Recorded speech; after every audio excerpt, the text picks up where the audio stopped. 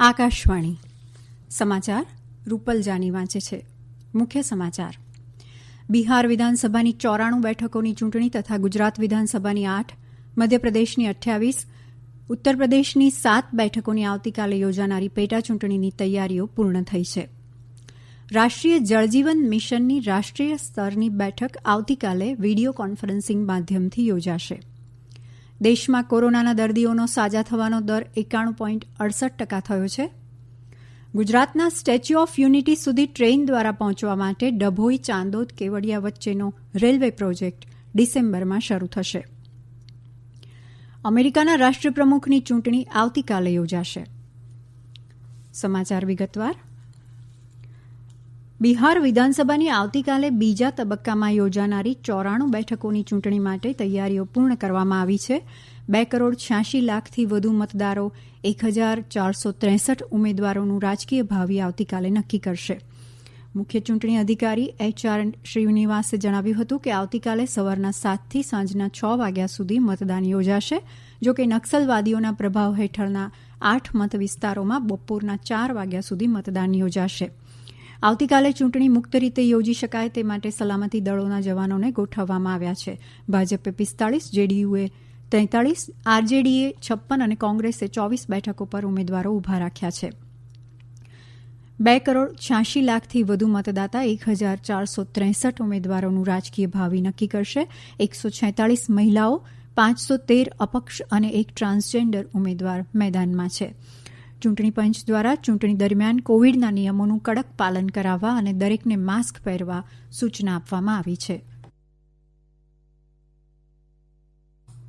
મધ્યપ્રદેશમાં 28 વિધાનસભા બેઠકોની પેટાચૂંટણી માટે ગઈકાલે પ્રચાર પડઘમ શાંત થયા છે.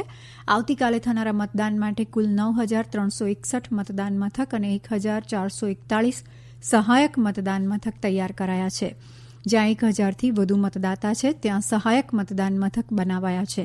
આ ચૂંટણીમાં 63 લાખથી વધુ મતદાતા 355 ઉમેદવારોનું ભાવિ નક્કી કરશે.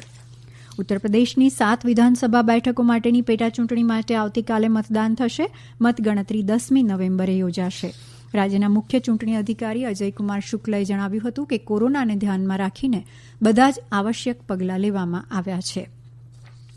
ગુજરાતના મુખ્ય ચૂંટણી અધિકારી ડોક્ટર એસ મુરલીકૃષ્ણને જણાવ્યું છે કે ધારાસભાની 8 બેઠકો માટેની પેટાચૂંટણીનું મતદાન કાલે યોજાવા માટેની તૈયારીઓ પૂર્ણ કરી લેવામાં આવી છે. તેમણે કહ્યું કે અબડાસા, લીંબડી, મોરબી, ધારી, ગઢડા, કરજણ, ડાંગ અને કપરાડા બેઠક હેઠળ આવતા મત વિસ્તારમાં મતદાન સવારે 7 વાગ્યાથી શરૂ થશે, જે સાંજે 6 વાગ્યા સુધી ચાલશે. કુલ 18,75,000 મતાધિકાર ધરાવતા નાગરિકો આવતીકાલે સગવડભરી રીતે મતદાન કરી શકે તે માટે 1,500 ને બદલે 1,000 મતદાર દીઠ બૂથની વ્યવસ્થા કરવામાં આવી છે. તેમણે ઉમેર્યું કે મતદારો માટે હાથમોજા અને સેનિટાઇઝરની વ્યવસ્થા કરવામાં આવી છે. રાષ્ટ્રીય જળજીવન મિશનની રાષ્ટ્રીય સ્તરની બેઠક કેન્દ્રીય જળશક્તિ મંત્રી ગજેન્દ્રસિંહ શેખાવતના અધ્યક્ષપદે આવતીકાલે વીડિયો માધ્યમથી યોજાશે. શ્રી ગજેન્દ્રસિંહે આ બેઠકમાં રાષ્ટ્રીય જળ મિશનના અસરકારક અને ઝડપથી અમલીકરણ બાબતે રાજ્યો તથા કેન્દ્રશાસિત પ્રદેશોના આયોજન અને અમલીકરણ વિભાગના મંત્રીઓ સાથે વાતચીત કરશે. આવતીકાલની બેઠકમાં 100 દિવસની વિશેષ ઝુંબેશ પર ચર્ચા થશે, જેમાં ગ્રામીણ વિસ્તારોની શાળા અને આંગણવાડી કેન્દ્રોમાં પાઇપલાઇન વડે પાણી પહોંચાડવાની નેમ રખાઈ છે. આ સમાચાર આપ આકાશવાણી પરથી સાંભળી રહ્યા છો. વધુ સમાચાર કોરોનાના આ સંદેશ બાદ.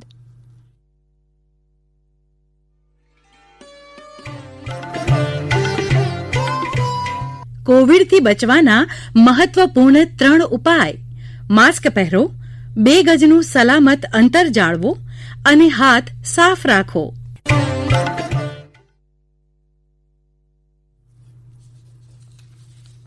દેશમાં કોરોનાના દર્દીઓ સાજા થવાનો દર 91.68% થયો છે. ICMRએ જણાવ્યું છે કે છેલ્લા 24 કલાકમાં 8,56,000 કોરોના નમૂનાઓનું પરીક્ષણ કરવામાં આવ્યું છે. આ સાથે અત્યાર સુધી દેશભરમાં 11 કરોડથી વધુ કોરોના નમૂનાઓનું પરીક્ષણ થઈ ચૂક્યું છે. આ દરમિયાન છેલ્લા 24 કલાકમાં દેશમાં નવા 45,000 કોરોનાના નવા કેસ નોંધાતા કોરોનાના કેસની કુલ સંખ્યા 82 લાખથી વધુ થઈ છે. હાલ દેશમાં 5,61,000થી વધુ કોરોનાના સક્રિય કેસ છે. ગુજરાતમાં આજે કોરોનાથી સાજા થવાનો દર 90.60% થયો છે. રાજ્યમાં કોરોનાના નવા દર્દીઓની સંખ્યા 875 નોંધાઈ છે. રાજ્યમાં આજે 1004 દર્દીઓ કોરોનાથી સાજા થઈને ઘરે પરત ફર્યા છે.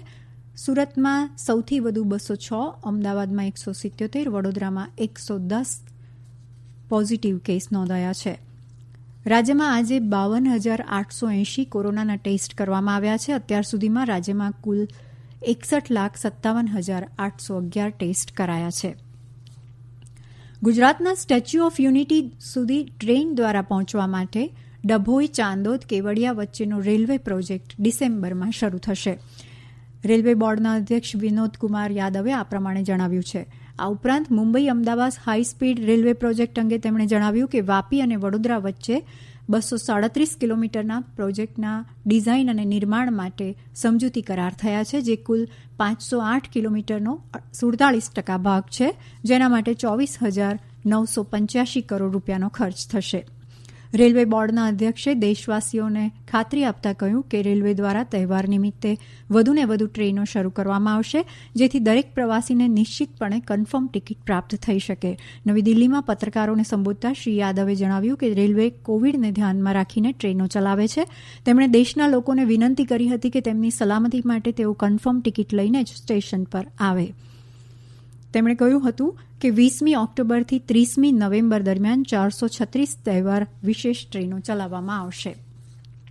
અમેરિકાના રાષ્ટ્રપ્રમુખની ચૂંટણી આવતીકાલે યોજાશે. વર્તમાન રાષ્ટ્રપ્રમુખ ડોનાલ્ડ ટ્રમ્પ અને તેમના હરીફ જો બાઇડન મતદારોને રીઝવવા અમેરિકાના વિવિધ વિસ્તારોમાં ફરીને સંપર્ક કરી રહ્યા છે. શ્રી ડોનાલ્ડ ટ્રમ્પ ઉત્તર કેરોલિના, જોર્જિયા, ફ્લોરિડા રાજ્યોની મુલાકાતે જતા પહેલા મિશિગનમાં રેલી યોજશે, તો શ્રી બાઇડન ફિલાડેલ્ફિયામાં આજે ચૂંટણી રેલી યોજી રહ્યા હતા.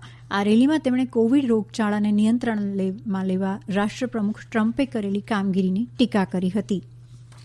કેન્દ્ર સરકારે ECLG એટલે કે ઇમરજન્સી ક્રેડિટ લાઇન ગેરંટી યોજનાની સમયમર્યાદા 30મી નવેમ્બરે અથવા આ યોજના અંતર્ગત 3 લાખ કરોડ રૂપિયાના ઋણની મંજૂરી આપવામાં આવે ત્યાં સુધી વધારવામાં આવી છે. અર્થવ્યવસ્થાના વિવિધ ક્ષેત્રોને ખુલ્લા મૂકવાથી અને તહેવારોની મોસમમાં માંગમાં અપેક્ષિત વધારાને જોતા આ પ્રમાણે કરવામાં આવ્યું છે. પ્રધાનમંત્રી નરેન્દ્ર મોદીએ ગુરુ રામદાસના પ્રકાશ પર્વ નિમિત્તે લોકોને શુભકામના પાઠવી છે. એક ટ્વીટમાં તેમણે કહ્યું કે ગુરુ રામદાસે દરેક પ્રકારના ભેદભાવ દૂર કરવા લોકોની સેવામાં પોતાનું જીવન સમર્પિત કર્યું હતું. કેન્દ્રીય ગૃહ સચિવ અજય ભલ્લાએ નિયમિત પ્રક્રિયાના ભાગરૂપે આજે દિલ્હીમાં કોવિડ-19ની સ્થિતિની સમીક્ષા કરી હતી. બેઠકમાં આરોગ્ય અને પરિવાર કલ્યાણ વિભાગના સચિવ, નીતિ આયોગના સભ્ય ડોક્ટર VK પોલ અને અન્ય વરિષ્ઠ અધિકારીઓ ઉપસ્થિત રહ્યા હતા. અંતમાં મુખ્ય સમાચાર. બિહાર વિધાનસભાની 94 બેઠકોની ચૂંટણી, ગુજરાત વિધાનસભાની 8, મધ્યપ્રદેશની 28 અને ઉત્તર પ્રદેશની 7 બેઠકોની આવતીકાલે યોજાનારી પેટા ચૂંટણીની તૈયારીઓ પૂર્ણ થઈ છે. ગુજરાતના સ્ટેચ્યુ ઓફ યુનિટી સુધી ટ્રેન દ્વારા પહોંચવા માટે ડભોઈ, ચાંદોદ, કેવડિયા વચ્ચેનો રેલવે પ્રોજેક્ટ ડિસેમ્બરમાં શરૂ થશે. અમેરિકાના રાષ્ટ્રપ્રમુખની ચૂંટણી આવતીકાલે યોજાશે. આકાશવાણી પરથી સમાચાર પૂરા થયા.